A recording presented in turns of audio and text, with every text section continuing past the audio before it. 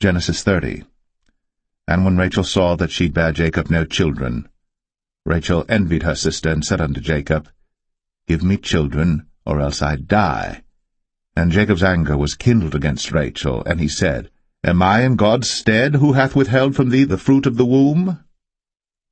And she said, Behold my maid Bilhah, go in unto her, and she shall bear upon my knees, that I may also have children by her.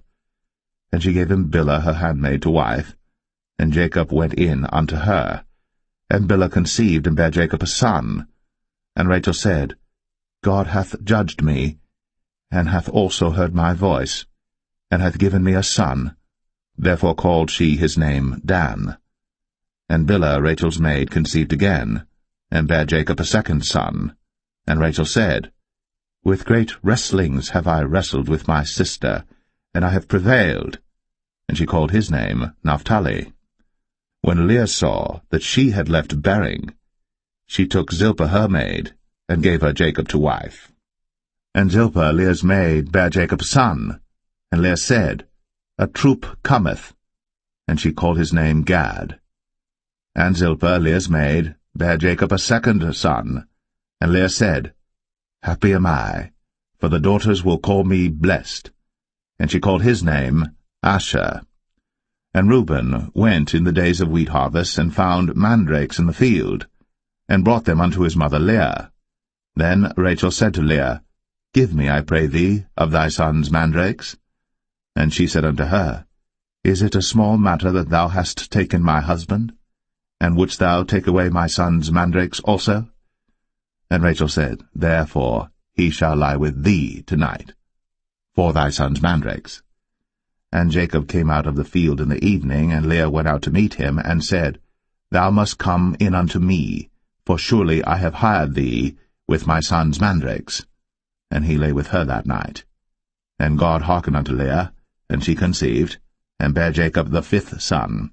And Leah said, God hath given me my hire, because I have given my maiden to my husband. And she called his name Issachar. And Leah conceived again, and bare Jacob the sixth son. And Leah said, God hath endued me with a good dowry. Now will my husband dwell with me, because I have borne him 6 sons. And she called his name Zebulun. And afterwards she bare a daughter, and called her name Dinah. And God remembered Rachel, and God hearkened to her, and opened her womb.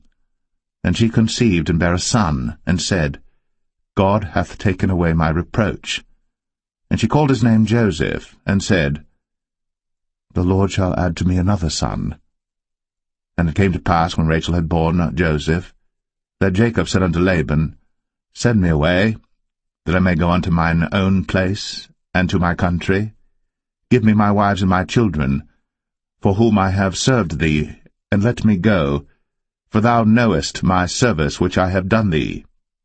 And Laban said unto him, I pray thee, if I have found favor in thine eyes, tarry, for I have learned by experience that the Lord hath blessed me for thy sake. And he said, Appoint me thy wages, and I will give it. And he said unto him, Thou knowest how I have served thee, and how thy cattle was with me. For it was little which thou hadst before I came, and it is now increased unto a multitude. And the Lord hath blessed thee since my coming. And now, when shall I provide for mine own house also? And he said, What shall I give thee? And Jacob said, Thou shalt not give me anything. If thou wilt do this thing for me, I will again feed and keep thy flock. I will pass through all thy flock today, removing from thence all the speckled and spotted cattle, and all the brown cattle among the sheep, and the spotted and speckled among the goats, and of such shall be my hire. So shall my righteousness answer for me in time to come, when it shall come for my hire before thy face, every one that is not speckled and spotted among the goats, and brown among the sheep, that shall be counted stolen with me.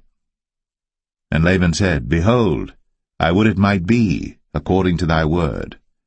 And he removed that day the he-goats that were ring-straked and spotted, and all the she-goats that were speckled and spotted, and every one that had some white in it, and all the brown among the sheep, and gave them into the hand of his sons. And he set 3 days' journey betwixt himself and Jacob fed the rest of Laban's flocks. And Jacob took him rods of green poplar, and of the hazel and chestnut tree, and pilled white strakes in them, and made the white appear which was in the rods. And he set the rods which he had pilled before the flocks in the gutters, in the watering troughs, when the flocks came to drink, that they should conceive when they came to drink. And the flocks conceived before the rods, and brought forth cattle ring-straked, speckled, and spotted. And Jacob did separate the lambs, and set the faces of the flocks toward the ring-straked, and all the brown in the flock of Laban. And he put his own flocks by themselves, and put them not unto Laban's cattle. And it came to pass, whensoever the stronger cattle did conceive, that Jacob laid the rods before the eyes of the cattle in the gutters, that they might conceive among the rods. But when the cattle were feeble, he put them not in. So the feebler were Laban's, and the stronger Jacob's. And the man increased exceedingly, and had much cattle, and maidservants, and menservants, and camels, and asses.